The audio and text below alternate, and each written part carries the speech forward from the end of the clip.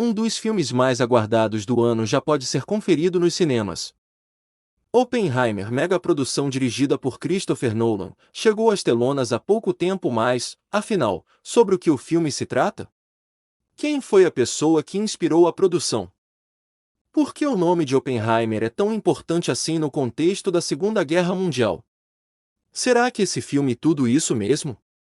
Você irá conferir tudo isso e muito mais aqui, no canal O Nerd. Então já vai preparando a pipoca, apagando as luzes, que já vai começar mais uma sessão do canal O Nerd. Então já vai se inscrevendo no canal se não for inscrito, e deixando seu like.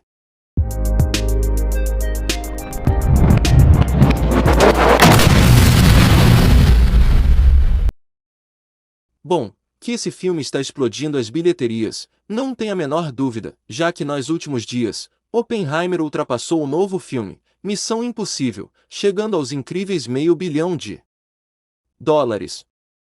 É também o filme de maior bilheteria ambientado durante a Segunda Guerra Mundial, de acordo com a Universal. Em seu terceiro fim de semana, Oppenheimer teve uma resistência incrível como o filme número 3 nas bilheterias domésticas e internacionais. Isso se deve ao incrível marketing do Barbenheimer, uma boa estratégia de rivalidade sobre estes dois grandes filmes. Mas, afinal, sobre o que o filme se trata?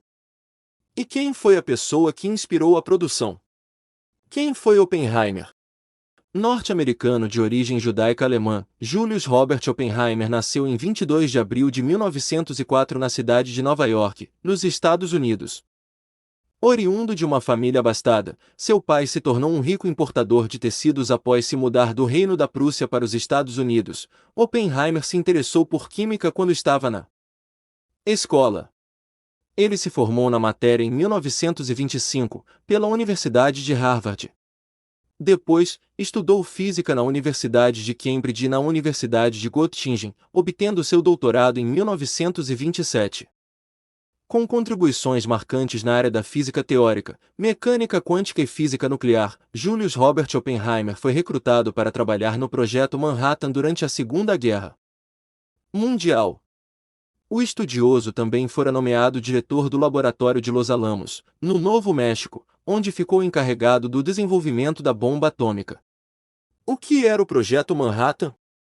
A Segunda Guerra Mundial começou oficialmente no dia 1º de setembro de 1939, mas semanas antes, em 2 de agosto, o então presidente norte-americano Franklin D. Roosevelt recebeu uma carta um tanto quanto preocupante.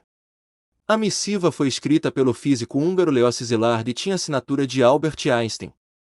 Assim, a carta Einstein-Szilárd, como o documento ficou conhecido, alertava que a Alemanha poderia estar desenvolvendo a bomba atômica e pedia para Roosevelt não deixar o inimigo conseguir a tecnologia antes. Os Estados Unidos só entraram de fato na Segunda Guerra em dezembro de 1941, após o ataque contra a base de Pearl Harbor. O Projeto Manhattan surgiu com o objetivo alertado por Einstein e Szilárd, em 13 de agosto de 1942.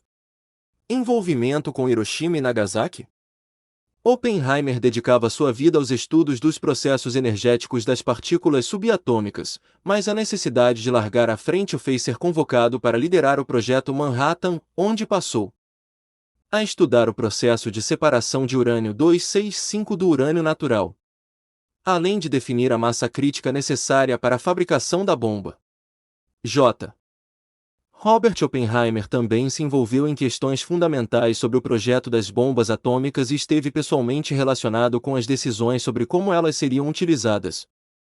No dia 16 de julho de 1945, a Operação Trinity, realizada no deserto do Novo México, obteve sucesso nos testes de explosão da primeira bomba atômica da história. Apesar do sucesso, Oppenheimer demonstrou arrependimento. Ele se lembrou de uma citação do texto sagrado hindu Bhagavad Gita: "Agora eu me tornei a morte, a destruidora de mundos." Few people laughed. Few people cried. Most people were silent. I remembered the line from the Hindu scripture, the Bhagavad Gita. Vishnu is trying to persuade the prince that he should do his duty, and to impress him takes on his multi-armed form and says, "Now I am become death, the destroyer of worlds." I suppose we all thought that one way or another. Isso porque, apenas 3 semanas depois, entre os dias 6 e 9 de agosto, os Estados Unidos lançaram bombas atômicas contra as cidades japonesas de Hiroshima e Nagasaki, causando entre 150.000 e 250.000 mortes. Após Oppenheimer saber disso, ele sente como se tivesse sangue nas suas mãos. Como e quando morreu? Após o remorso por sua criação, o físico norte-americano se tornou um defensor do controle atômico e demonstrava desaprovação pelo ato de seu país contra o Japão. Após deixar o projeto Manhattan, Oppenheimer passou a ser perseguido pelo governo dos Estados Unidos e se tornou um inimigo do Estado. Investigado pelo FBI, foi acusado de ser um comunista, mas investigações posteriores revelaram que ele não tinha ligações com os soviéticos. Com a reputação arruinada, se mudou para as Ilhas Virgens. Em 1965, foi diagnosticado com câncer na garganta quando já vivia em Princeton, em Nova Jersey. Fumante inveterado, Oppenheimer passou por tratamentos e até mesmo por quimioterapia, mas acabou entrando em coma em 15 de fevereiro de 1967. Ele faleceu apenas 3 dias depois, no dia 18, aos 62 anos. O corpo de Oppenheimer foi cremado e suas cinzas jogadas no mar por sua esposa, Kitty. O filme passa ficção ou verdade? Bom, Nolan é conhecido por seus grandes filmes de ficção, mas, em Oppenheimer, ele tenta passar o máximo de biografia possível. Tem pequenas coisas que acontecem no filme, que são um pouco diferentes na história real. Não estou dizendo que o filme é tudo mentira, não, só estou dizendo que alguns detalhes são diferentes. Como, por exemplo, Los Alamos não era virtualmente inabitável antes do projeto Manhattan. Já no final dos anos 1930 e começo dos anos 1940, Los Alamos era o lar de uma considerável comunidade de imigrantes hispânicos que sobreviviam da agricultura. Klaus Fuchs não foi o único espião soviético em Los Alamos.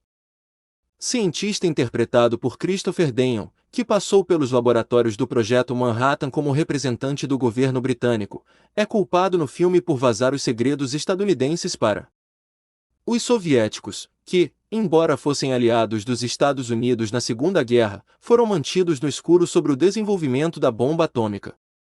Acontece que o Dr. Fuchs passou longe de ser o único cientista a fazer essa ponte clandestina entre os dois países. Oppenheimer não consultou Einstein sobre a bomba atômica. O filme de Christopher Nolan faz dos encontros esporádicos entre Oppenheimer e Albert Einstein, interpretado por Tom Conte, uma peça central da história do físico. É verdade que os dois se conheciam, e que um respeito relutante ditava essa relação, mas é improvável que Oppenheimer tenha consultado Einstein sobre os detalhes do projeto Manhattan, não há nenhum registro das interações específicas entre os dois que vemos no filme. E uma coisa é certa, Oppenheimer certamente não foi até o colega para pedir conselhos sobre os cálculos de Robert Teller interpretado por Benny Safdie, que indicavam que a detonação de uma bomba atômica poderia causar uma reação em cadeia que destruiria todo o planeta. Ao invés disso, ele foi até Arthur Compton, que checou os cálculos ao lado de Hans Bethe e determinou que existia uma chance próxima de zero do evento catastrófico. Bom, pessoal, foi isso.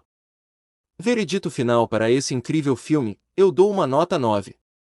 O filme é muito bom, apesar das 3 horas de duração, o filme deixa você ligado a ele, de um jeito que as horas se passam e você não vê.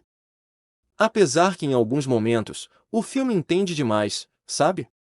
Aqueles momentos que já poderia ter acabado, algumas cenas que não fazem muito sentido, se não tivessem no filme, não fariam nem falta. Mas, tirando isso, o filme é ótimo. Recomendo demais. Principalmente no cinema, que é outra coisa. Muito obrigado, galera, foi isso e valeu!